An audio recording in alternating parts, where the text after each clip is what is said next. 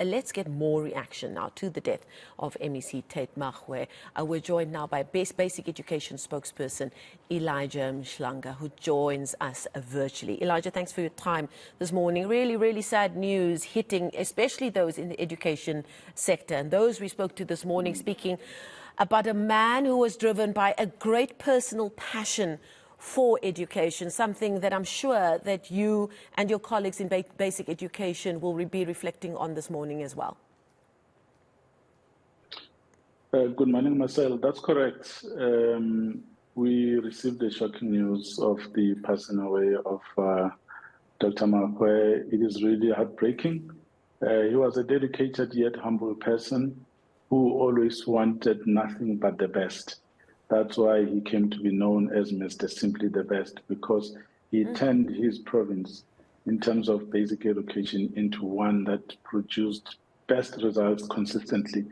And he crisscrossed the province. He met every school principal. He met as many learners as he could. He did not believe in staying in the office because he knew that results belonged in the field, in the school where the teachers and learners are. I was just speaking earlier to Satu's Mgwena Maluleke, who said working side by side with an MSc who really loved the sector that he worked in was such a breath of fresh air, because everything he did, it wasn't just a job, it really was something personal. It's a loss that's really going to hit a province that's really made great strides under his leadership in the education sector, isn't it? You are correct. You know, MEC Makgoe had been in the position since 2009, which is the same time when the Minister of Basic Education also became the Minister for Basic Education. So his sustained stay in the position gave him a good grasp of the challenges that the sector was facing, but he was also able to put in place systems that would turn around the fortunes of the province to one that would go to the top and stay there. That means you need to have been around, to have spoken to everyone about what needs to be done to achieve results. He would go to a school and would take the books, would take the textbook and look at what the teacher is teaching. And sometimes when the teacher is teaching, would differ with the teacher and he would then teach himself. That is how close he was to the work that he was doing. He knew and understood economics. He liked that subject, and he always wanted to make sure that learners perform at the highest level when it comes to maths as well. He was passionate, created partnerships between different organizations, the University of the Free State and other entities that helped the province to achieve the results that they were able to keep for so many years. So that is someone who knew why he was in his post. It wasn't about the job, it wasn't about teaching, but it was about taking the province in its entirety to the highest level in terms of performance.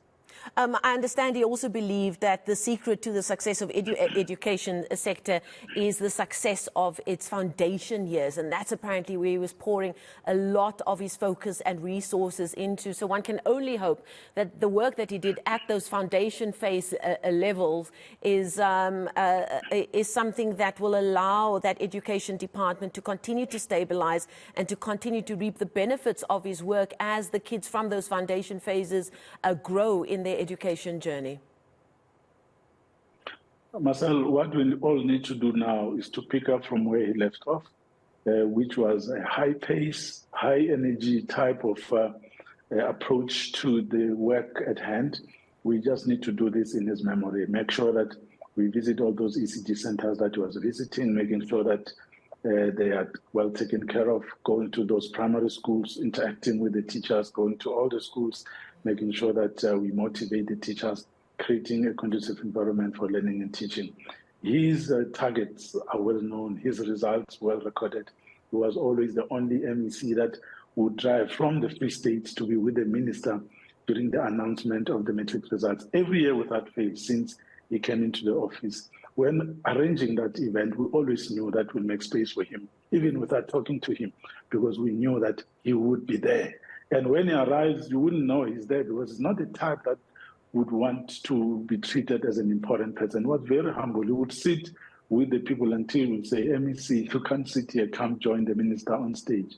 That's the type of person that he was. I also recall that I went to the Free State 2 or 3 years ago to communicate, to share some strategies with the Free State communicators. And he was with us in that meeting. At the end of that meeting, he asked me when I was going back to Gauteng. When I said when I said today, he said, no, you are not going back today. I suggest that you go to town, get new clothes, because I want you to address my managers tomorrow who are going to be gathering in one place. I want you to repeat tomorrow what you said to us today here. And I had to comply and do exactly what he had instructed me to do. So that's the type of person that he was. Not difficult, very simple, but he made sure that everybody understood his mission, his vision, and that we all needed to do what we could to make sure that we support him.